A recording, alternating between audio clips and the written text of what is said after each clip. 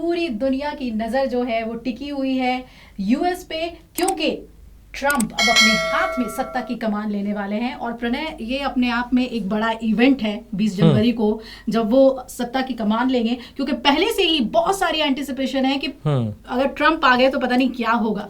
कैसे देखते हैं, क्या मायने हैं ट्रंप के वापसी की सत्ता में? ये 2.0 जो उनका होगा, इसके मायने समझाइए हमें। देखिए, ट्रंप और 2.0 जो है उसको लेकर इतनी चर्चा इसलिए भी हो रही है क्योंकि बीते 150 साल में शायद डोनाल्ड ट्रंप पहले ऐसे राष्ट्रपति हैं जिन्होंने एक चुनाव हारने के बाद दूसरी बार अपनी न केवल दावेदारी पेश की बल्कि वो चुनाव जीत भी लिया। और यही वजह है कि व्हाइट हाउस में एक बार फिर डोनाल्ड ट्रंप की एंट्री हो रही है, यानी ट्रंप 2.0 जो है वो व्हाइट हाउस में शुरू होने जा रहा है और ये शुरू होगा 20 जनवरी को।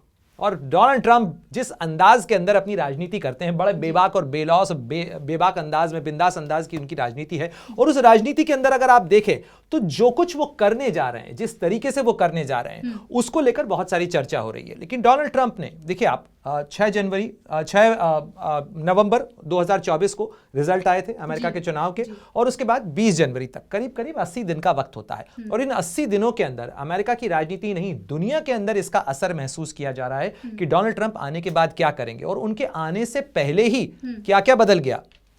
इजराइल और हमास के बीच करीब करीब 467 दिन से जो लड़ाई चल रही थी, उस पर संघर्ष विराम की डील हो गई। सबसे बड़ा पेच था। लेकिन वो जो डील है वो अनाउंस हो गई, अनाउंस की जो बाइडेन ने, लेकिन उसका श्रेय जिस तरीके से बेंजामिन नेतन्याहू ने डोनाल्ड ट्रंप को दिया, उन्होंने फोन किया और उन्होंने कहा कि पहले मैंने डोनाल्ड ट्रंप से बात की जो प्रेसिडेंट इलेक्ट है। जाहिर तौर पर पहले भी, चुनाव से पहले भी जब बेंजामिन नेतन्याहू अमेरिका गए थे अभिलाषा, तो उन्होंने फ्लोरिडा में मारा-लागो में जाके उनसे मुलाकात की थी। और इसकी एक पृष्ठभूमि भी है क्योंकि जो अब्राहम अकॉर्ड हुआ था जिस समय अमेरिका के राष्ट्रपति थे डोनाल्ड ट्रंप, उस दौरान इजराइल और फिलिस्तीन के विवाद को सुलझाने और उसको खत्म कराने के लिए उन्होंने एक पीस प्लान दिया था।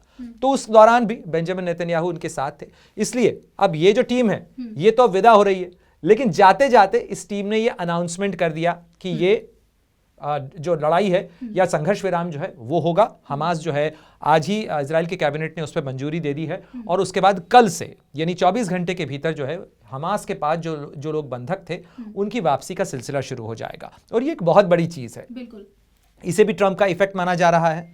साथ ही ट्रंप का इफेक्ट माना जा रहा है जिस तरीके से दुनिया के बाजारों के अंदर इस समय हलचल है। अमेरिका का जो डॉलर है, आज आप देखें अमेरिका के डॉलर के मुकाबले जो रुपए का दाम है वो इस समय एक तरीके से कहा जा सकता है लोएस्ट पे पहुंच गया है और डॉलर इतना मजबूत हो गया है। अमेरिकन इकोनॉमी इस समय कंसोलिडेट कर रही है, तो ये भी डोनाल्ड ट्रंप का एक इफेक्ट माना जा रहा है। उसके बाद तो डोनाल्ड ट्रंप जो बातें कर रहे हैं वो इफेक्ट आप देख ही रही हैं। डोनाल्ड ट्रंप तो कह रहे हैं कि अमेरिका का नक्शा वो इतना बड़ा कर देने वाले, जिसके अंदर अमेरिका भी है, कनाडा भी है, ग्रीनलैंड भी है। इस तस्वीर पे बहुत ज्यादा चर्चा है सोशल मीडिया पे, इसको जरा समझाइए कि दावों में कितना दम है और जैसे ही वो आएंगे तो कौन से वो कदम उठा सकते हैं। देखिए, डोनाल्ड ट्रंप को अगर समझना हो ना अभिलाषा, तो उनको ना हमेशा एक रियल एस्टेट वाले कारोबारी के नजरिए से समझना चाहिए। Complete businessman and deal maker.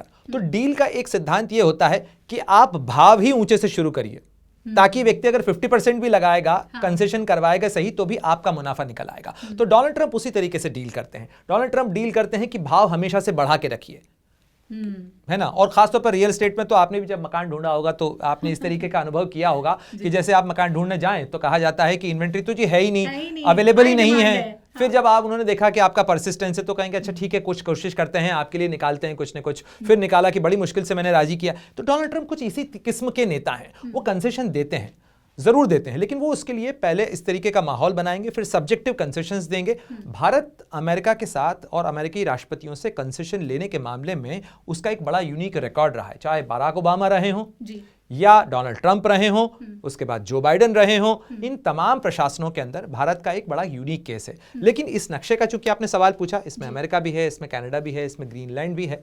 फिलहाल ये कहा जा रहा है कि ये नक्शा जो है ये केवल भाव लगाने की बात है। इसमें ग्रीनलैंड के बारे में जरूर एक पॉसिबिलिटी है कि ग्रीनलैंड जो है वो उसको अमेरिका खरीद सकता है, लेकिन वो भी इतना आसान नहीं होगा क्योंकि वो डेनमार्क के पास है इस समय। लेकिन कनाडा अमेरिका का 51वां राज्य बनेगा। इसमें केवल बातें ज्यादा हैं और हकीकत कम है। अमर उजाला जीवांजलि के सारथी की मदद लें और महाकुंभ में स्नान जरूर करें।